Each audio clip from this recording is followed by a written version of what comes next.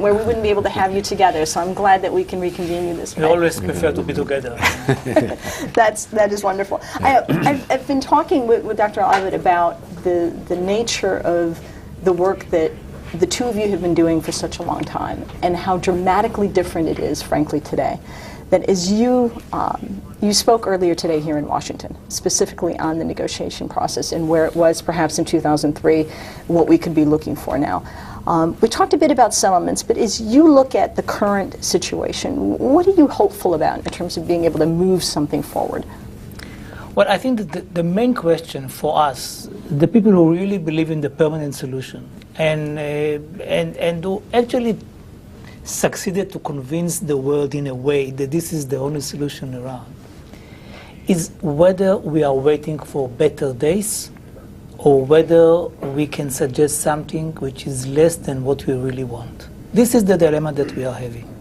And I believe that we are all torn about it. I mean, I am seen in Israel as the person of the permanent solution. And Samih is the same. I mean, he believes in a permanent solution, and we believe that it is doable, and that when it happens, people will understand that it is much easier than what they had thought. But in the current situation, I think that there is no chance for any permanent solution, as there was no chance when we signed the Geneva Initiative with Sharon and Arafat. There was no chance then, when we knew it. So I believe that we cannot wait. We cannot afford to wait. We cannot afford to wait for the second term of Obama. We cannot afford for a change in the Israeli governments or other governments. We cannot do that. And here the question is whether we can be satisfied for a while with something which is interim. Or should we say, the danger of an interim solution is that it becomes a permanent one. This is the biggest danger, that it is preferable not to do anything and to wait.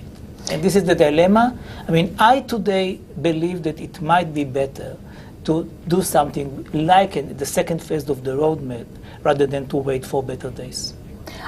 You say you signed the agreement. You knew on some level that this was not going. Would you say the same thing as you in Geneva back in 2003? Well, the only thing that we differ about this interim agreement, we've been in the interim period for almost now close to, what, 20 years or so? 18 years. 18 years. 18 years. It didn't work. It didn't work, unfortunately. What we need these days is just to put the framework. The framework we're asking about, that this is the state of Palestine and this is the state of Israel. And we can talk about the details in how the evacuation will take place, how things will happen. It will take time, we know that will take time, but at least people will know that that is their destination. This is the state of Palestine. This is what we are after now. We think by this, then we can start to talk about the other issues and we will have enough time.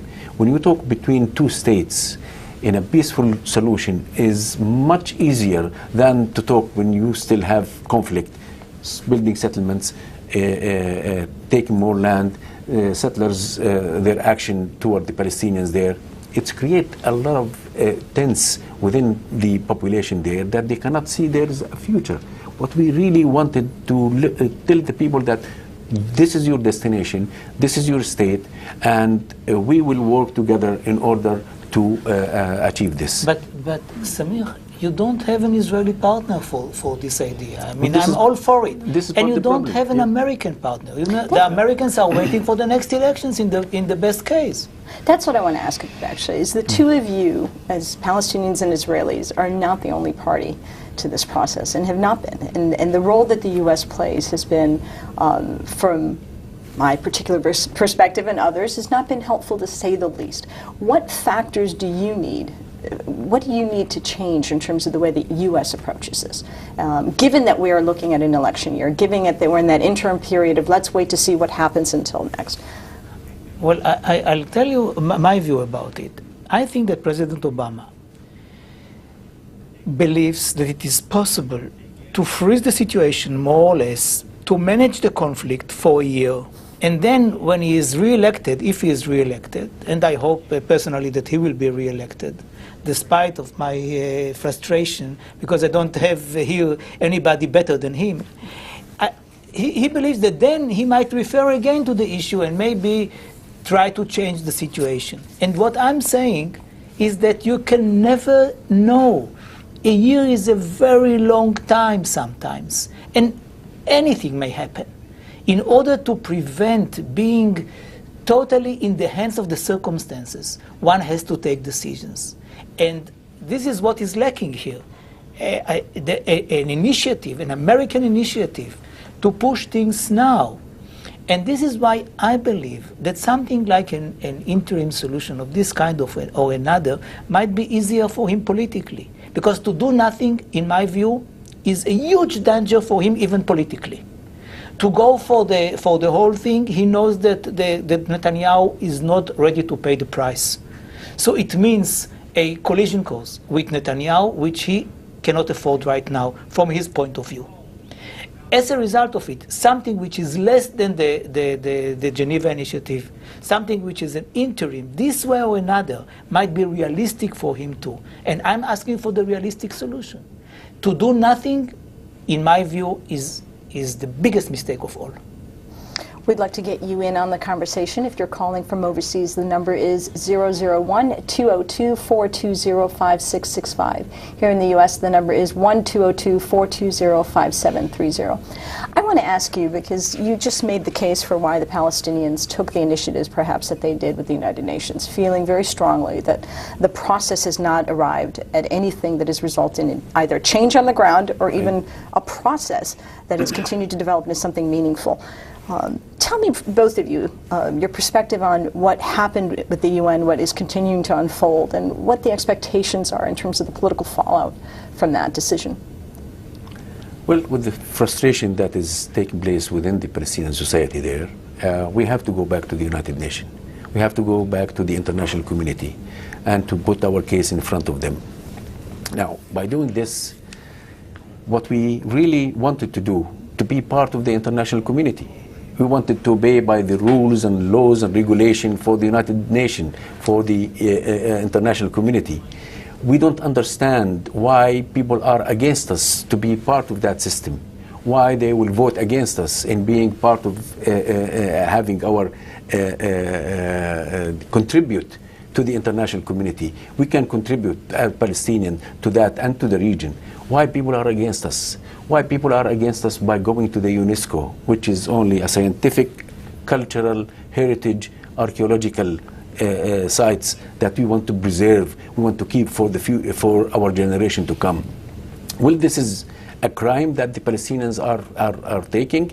Those are very symbolic steps that we are trying to get into the international community, trying to get into the arena of the United Nations by being members of that community.